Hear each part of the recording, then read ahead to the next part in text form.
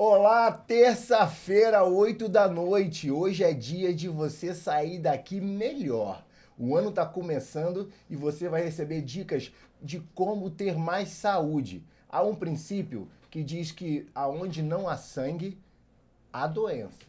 Quando o sangue chega, chega a saúde.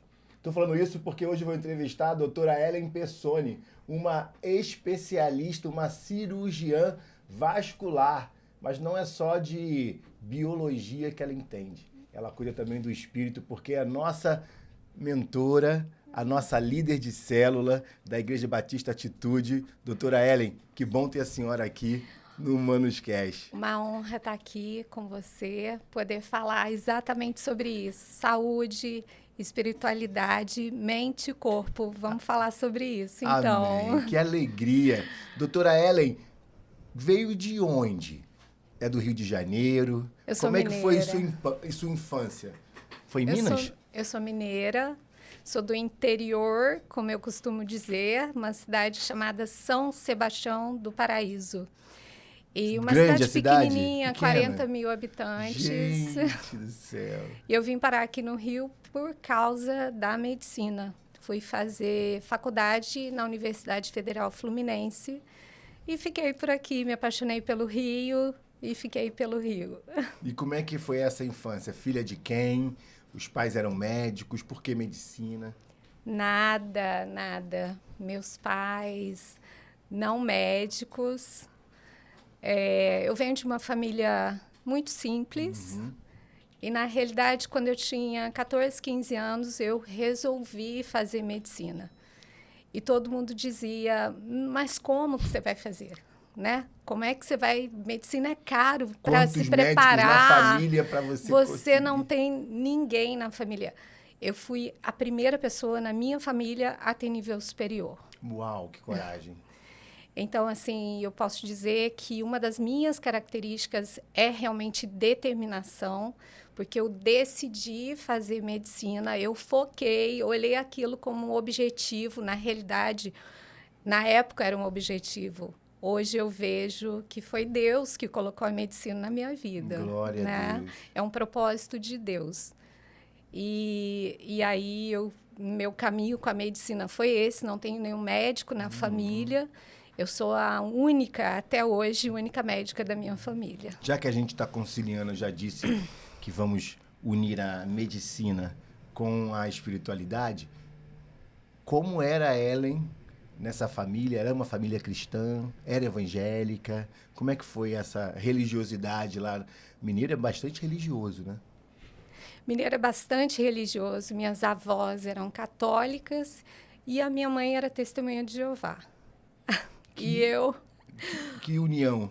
Que união! E eu fui criada numa família que tinha tudo isso. Então, eu fui criada estudando a Bíblia. Mas eu tive, na minha vida, uma história assim muito impactante, porque a minha mãe era testemunha de Jeová, eu era testemunha de Jeová, mas a minha mãe deixou de ser, eu continuei sendo, mesmo criança, 10, 11, 12 anos. E com 12 anos de idade, eu tive uma ruptura e eu decidi, por alguns motivos, algumas questões que aconteceram na época, que eu não iria acreditar mais em Deus. Meu Deus, agora a senhora me deixou um curioso. Eu não sou fofoqueiro, hein? Eu sou curioso, Lucas. Eu quero saber que motivos foram esses que fez alguém religioso quase virar uma agnóstica, quase não acreditar em Deus. Foram decepções? Eu literalmente decidi não acreditar. Por quê? Porque começaram a me dizer que, como a minha família não estava na igreja, que eles seriam punidos por Deus. E numa criança com 12 anos, escutar isso... Esse Deus perverso, esse Deus Esse Deus é mau. Ele vai... Como assim? Deus vai punir a minha família? Como assim? E por esse motivo, por me sentir, né, oprimida, pressionada, eu decido não acreditar mais em Deus, porque esse Deus que me apresentaram era um Deus perverso. Meu Deus. E por esse motivo, eu passei mais de 30 anos da minha vida ateia. Então você veio ao Rio de Janeiro com essa decisão que se há um Deus, não é esse Não, só que me foi existe a apresentado. ciência. Só existe a ciência e eu fui fazer a medicina acreditando apenas na ciência. E aí tudo era justificado e explicado pela ciência. O método científico te salvou. Total. No método eu confio, ele me salvará.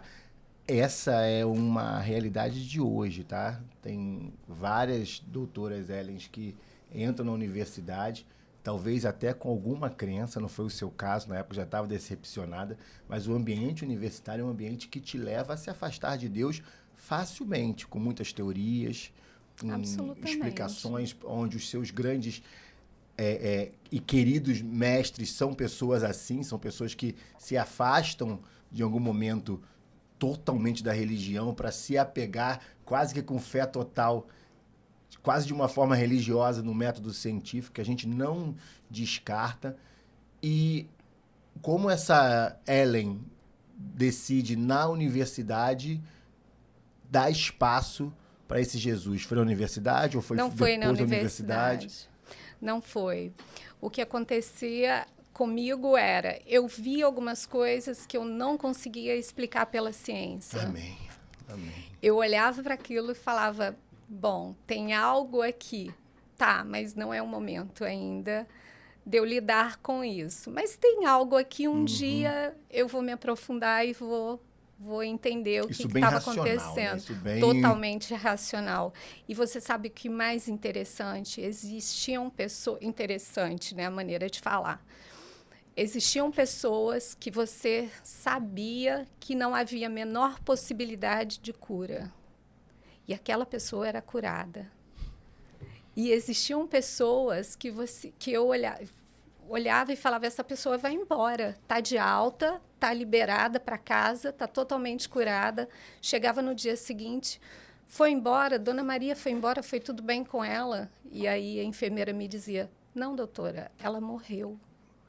Então, isso eu não conseguia explicar. Por que tinham pessoas que poderiam ser curadas e não eram, e outras que não tinham a menor possibilidade e eram curadas.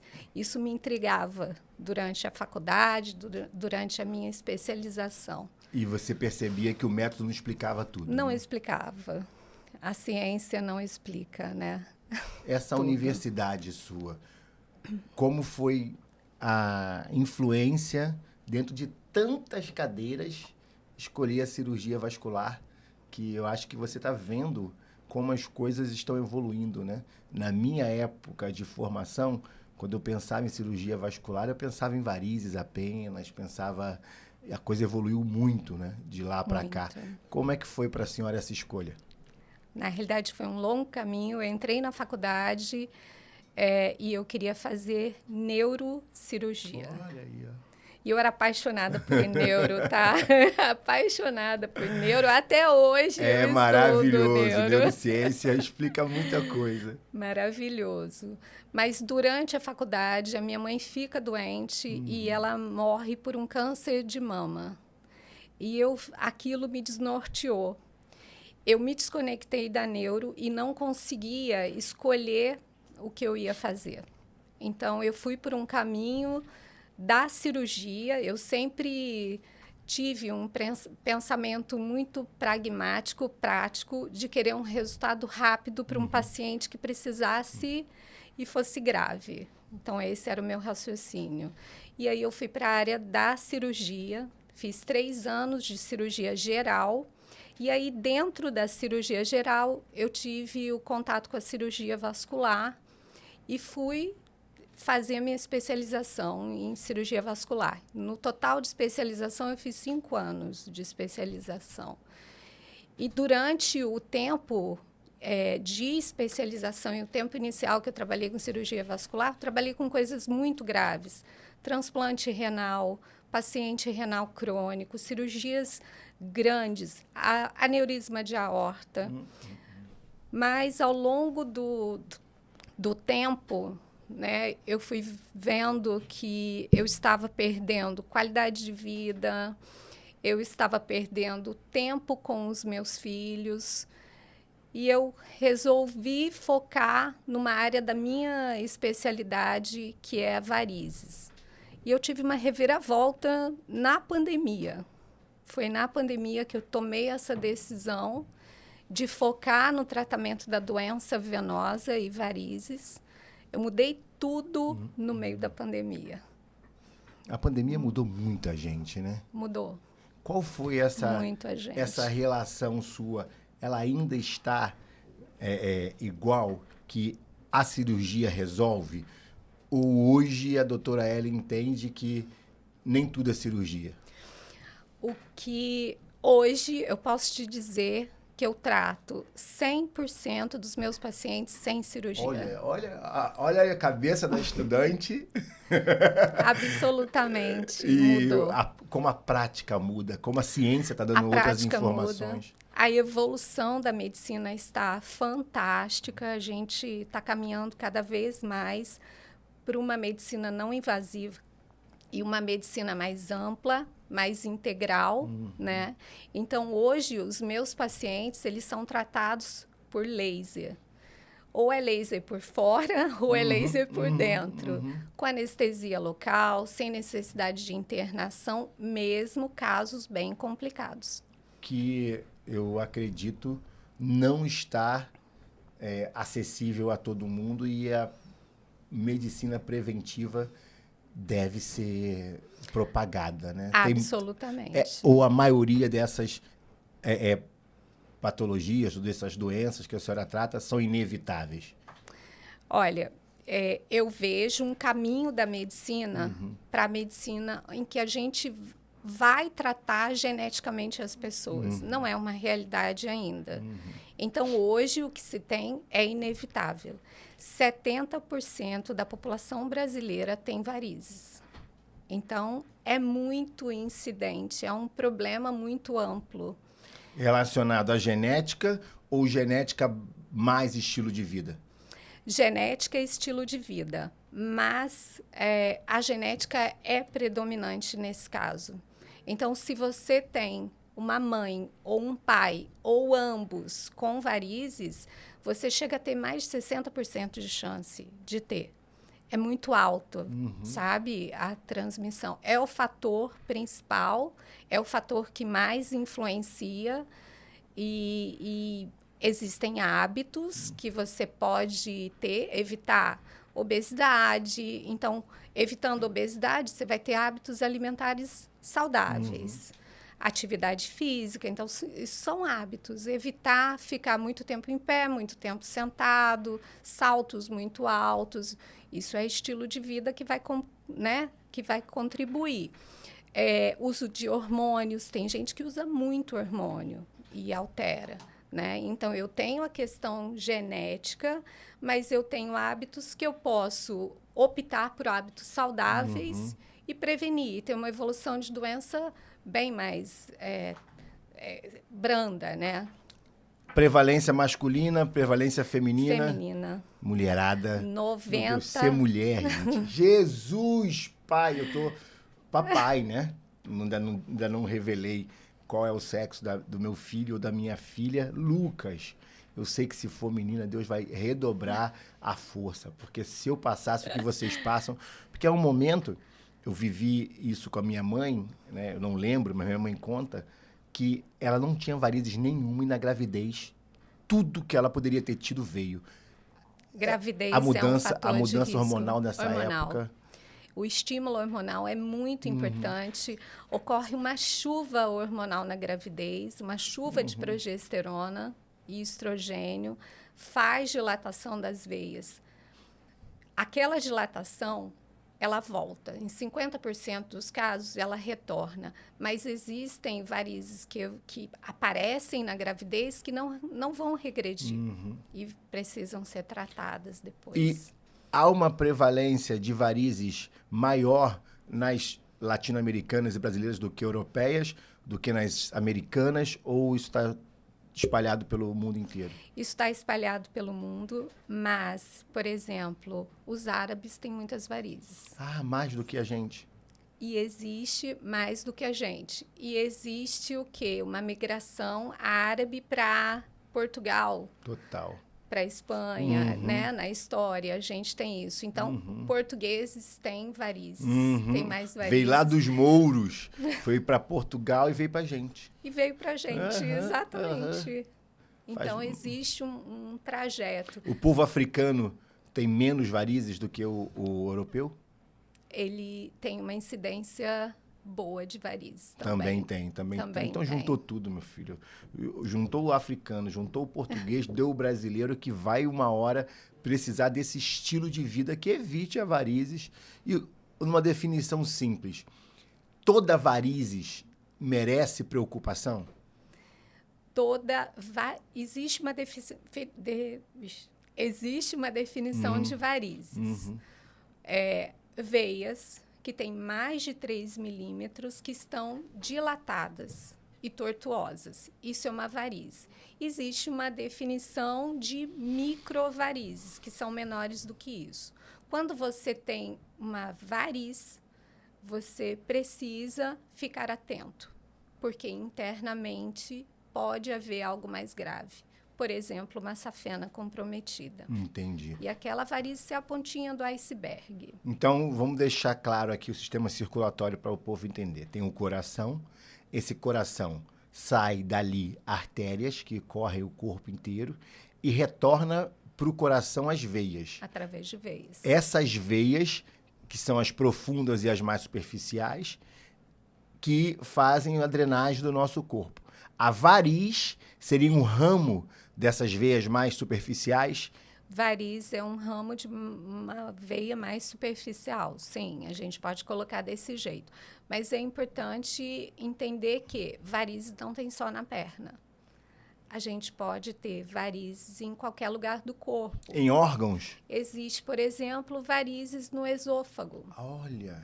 Varizes pélvicas, que são ao redor do útero.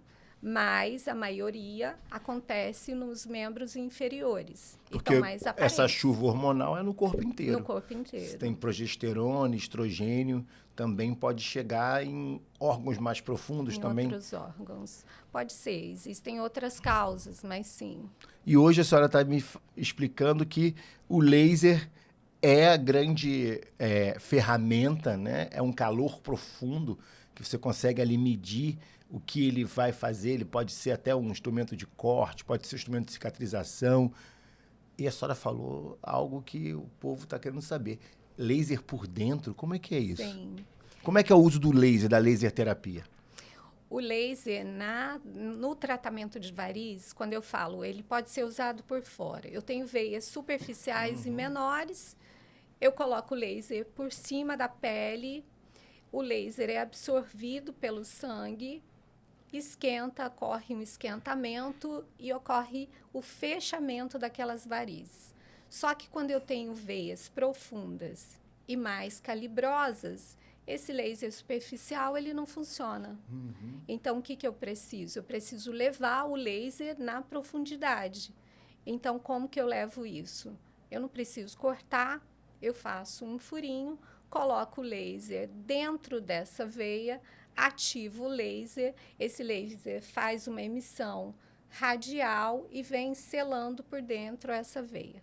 Então, dessa forma, eu consigo tratar veias que são grandes, safena, que a gente retirava, cortava, total. Era uma cirurgia grande. Era quase natural. Você já perdeu a safena? Né? Você ainda tem safena? Era uma pergunta que se fazia para todo mundo, para toda mulher acima de 50, 60 anos. Hoje não é mais essa realidade. Não é mais. Então, a gente sela a safena. Com isso, é um procedimento que não precisa ser feito no hospital. A recuperação é muito mais rápida. O paciente sente muito menos dor, trauma, é muito menor, né? Evolução da medicina que a gente estava falando. Hoje, qual é a forma da gente prevenir? A senhora disse, estilo de vida, alimentação, eu acho que treino de força ou treino aeróbico, tem mais indicação de um ou outro, ou os dois devem se fazer junto. E se eu já tenho a varizes, eu posso fazer treino de força e treino aeróbico? O que a literatura diz? É o seguinte, o raciocínio é o seguinte. Eu tenho uma veia que tem que levar um sangue, ela está longe do coração, ela precisa de ajuda.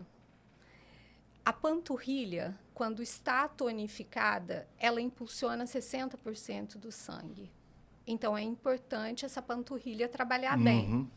Então, eu posso fazer musculação? Deve, desde que você não sobrecarregue a sua circulação e vá fazendo progressivamente de acordo com a sua capacidade muscular.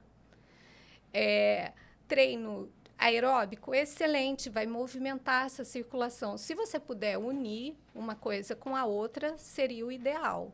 Mas a musculação, que era um tabu antigamente, né, para o caso de varizes, ela pode e deve ser feita. Que bom. A ciência mudou nesses anos. Totalmente. O exercício de força é recomendado. Quanto mais músculo você tem na perna, menos incidências de problemas gerais de câncer, Alzheimer, Parkinson. Tá malhando perna, Lucas? Coxa grossa. Hoje, por falar em coxa grossa, nem toda grossura de coxa é saudável. Eu tenho ouvido muito falar de lipedema e de linfedema, que as pessoas às vezes confundem, mas são distintos, né? Qual a diferença de lipedema e linfedema para quem está ouvindo a gente em casa? Eu vou explicar primeiro o linfedema. Linfedema é um acúmulo de linfa, de líquido na perna. Por algum problema de drenagem do sistema linfático. O que é o sistema linfático? São canalículos que ajudam as veias a drenar o excesso de líquido que a veia não conseguiu levar, esses canalículos levam. Algumas pessoas nascem com essa alteração, não conseguem com que esses canalículos funcionem direito e ocorre um acúmulo na perna. Isso pode acontecer de um único lado ou dos dois lados. Então, é líquido linfedema. Já o lipedema é completamente diferente. Ele é um acúmulo de uma gordura, é um crescimento de uma gordura. E a história do lipedema é muito interessante, porque o lipedema, ele surge por causa de uma evolução da espécie. Os homens foram feitos com músculo para correr e caçar. As mulheres foram feitas para cuidar da prole. Só que naquela época lá atrás, existia comida para todo mundo? Não. A mãe desenvolveu um tecido adiposo, quer dizer, uma gordura que era acumulada na perna, que era fonte de energia para ela.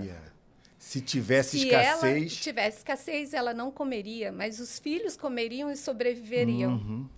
Com a evolução, com a modernidade, alimentação ruim, produtos industrializados, algumas substâncias fazem essa gordura inflamar. E essa gordura inflamada prolifera. E hoje a gente tem uma exigência estética também. Então, a gordura do lipedema ocorre em 15% das mulheres. É uma alteração genética, mas com a finalidade original de preservar a espécie. Só que como ela fica inflamada, hoje ela causa um problema. E dói, né? E dói. Dói de é uma apertar. gordura aumentada, inflamada, as células se multiplicam. Exatamente. Então, é diferente. Linfedema é líquido e lipedema é gordura. Tem uma característica que algumas pessoas com lipedema também têm uma mobilidade, conseguem... Eu vi até um teste, né? Se você tem lipedema, você consegue encostar o dedo no cotovelo ou no punho, algo parecido. Parece que você é mais móvel. Isso é uma verdade? É uma verdade. O colágeno e elastina eles são diferentes. O colágeno e elastina diferentes e tem uma mobilidade articular aumentada as mulheres que têm lipedema. Está associado, né? Lembra que eu falei que é uma alteração genética? Vem junto, né? E qual é o tratamento hoje? Tanto por linfedema quanto por lipedema. Já que tem origens distintas, acredito que também o tratamento é distinto. Distinto. completamente distinto. O linfedema, nós temos que melhorar a drenagem dessa linfa. Então, drenagem linfática, meio elástica e medicamentos que drenem melhor isso. O lipedema é um tratamento multidisciplinar e até complexo, tá? Porque você tem que pensar o quê? Essa gordura, ela está aumentada e inflamada. Então, essa substância que entra pelo intestino, ela também tem que ser bloqueada. Então, eu tenho que melhorar a minha camada intestinal de proteção, para não deixar entrar tudo que vai inflamar. Então, os probióticos, eles entram. Substâncias que desinflamam essa célula, o tipo de alimentação, estilo de vida em relação à atividade física. Então, é um conjunto de tratamento. Hoje, nós temos suplementos que desinflamam essa mulher. Agora, tem uma coisa boa do lipedema. Boa, a mulher só reclama, me dói, eu tô com a perna inchada, parece que eu tô cheio de celulite, mas tem coisa boa. Tem coisa Anota aí, boa. o que é bom no lipedema, doutora? São mulheres com menor risco cardiovascular, Olha. menor risco de infarto e de câncer. Que boa notícia. Pelo menos tem alguma proteção, Tem alguma tem proteção. um lado bom. E hoje a parte estética, obviamente, a gente está cheio de vendedores de bala de prata, né? Sim. Que remédios para o lipedema, remédios para resolver o seu problema. Eu vi uma reportagem esses dias que eles usam até inteligência artificial para mostrar médicos renomados vendendo essas pílulas milagrosas. Como que o cidadão comum, a mamãe, a empregada doméstica que está ouvindo a gente, se protege dessas pílulas milagrosas, dessas informações de internet? Não existe nada milagroso. Nada. Tudo que te venderem que for milagroso, desconfie. Você precisa procurar um profissional sério que te explique, que mostre para você exatamente o que é o seu diagnóstico e todas as possibilidades. Você não pode achar que aquilo vai ser mágico. E a parte estética do lipedema é a última parte a ser tratada. Porque, às vezes, o controle que você faz todo antes, mudança de hábito de vida, alimentação, restrição de glúten, muita coisa que você faz, você reverte esteticamente. E as coisas já estão melhorando, às vezes, internamente, e o último estágio é o estético. E, às vezes, você abandona um tratamento que estava no caminho certo. Exatamente. Né? Doutora, já estamos chegando no fim, mas a senhora que não acreditava em Deus, não acreditava em milagre, não me contou ainda como foi esse encontro com o Senhor Jesus Cristo. Como que essa doutora agnóstica encontra o Rei dos Reis, o médico dos médicos? Eu digo que Deus, ele leva a gente para o vale, para o deserto, para que a gente entenda a existência dele. Glória e a necessidade que nós temos dele. Foi isso que ele fez comigo. Numa situação difícil de vida, em que eu queria, né? Existe algo no universo, existe uma força maior para me ajudar, né? Um momento difícil que eu estava passando. Não foi fácil encontrar Deus. Eu fui parar até na Índia, procurando Deus. Uma busca espiritual. Muito, muito grande. Eu não sabia que eu estava procurando Deus, mas eu estava, né? Então, eu fui em vários lugares, em várias religiões. E um dia eu entro num culto evangélico e vejo um pastor falar. E parecia que ele estava falando comigo. Glória a Deus. Diretamente para mim. E ali eu entendi que era Deus falando comigo. Glória era Deus, né, me puxando para perto dele. E foi daí que veio a minha conversão. Eu posso dizer que eu escutei a voz de Deus, eu escutei o chamado dele e eu atendi o chamado dele. E eu tenho um coração disponível para ele, né? Ele me chama e eu estou aqui. E eu quero... E a gente, quando a gente encontra Jesus, a gente quer que todos sintam a mesma coisa que a gente sente. Porque aquele vazio que a gente sente, buscando em outra pessoa, em outras pessoas, em situações, em bens materiais, a gente só encontra na presença de Jesus. Ô, Glória! Que coisa linda! Que trajeto lindo na medicina, que trajeto lindo espiritual. Essa é mais um exemplo de alguém que, com todo o conhecimento, que com todo o conforto financeiro, que com toda a realização pessoal, ainda tinha um buraco que era do tamanho do Senhor Jesus Cristo. Talvez esteja você assim agora, sabendo por que eu não estou feliz, por que ainda me falta algo. É esse Jesus que morreu na cruz, que se revelou com a sua própria voz para a doutora Ellen, que está faltando na sua vida. E a gente Amém. quer que todo mundo tenha esse encontro com o Exato. Salvador. Doutora, dá o último recado aqui para a saúde espiritual, física e emocional de quem está nos ouvindo. Como a gente acha, senhora, que alegria da senhora poder compartilhar tanto do espírito quanto da ciência conosco. Dá um recado para quem está nos ouvindo aqui no Humanos Cash. A minha clínica é uma clínica de tratamento hoje de pernas. A gente trata lipedema e varizes no Rio de Janeiro e em Niterói. Para me encontrar, o meu Instagram, @DRA_Ellen_Pessoni. Lá vocês vão encontrar muita informação de lipedema, de varizes, de linfedema, de tudo que a gente falou aqui. E o meu recado para vocês é: existe um Deus maior que nos ama, e às vezes a gente esquece, a gente se sente sozinho, a gente não se sente amado, mas Ele está aqui cuidando de todo mundo, tá? Então, existe esse Deus que eu fui procurar em todos os lugares, e onde é que Ele estava comigo. Aleluia. O tempo todo. Doutora Ellen Pessoni, que alegria, que humanidade. Terça que vem, mais um Humanos Cash. Um beijo. Compartilha muito. E segue aqui o canal.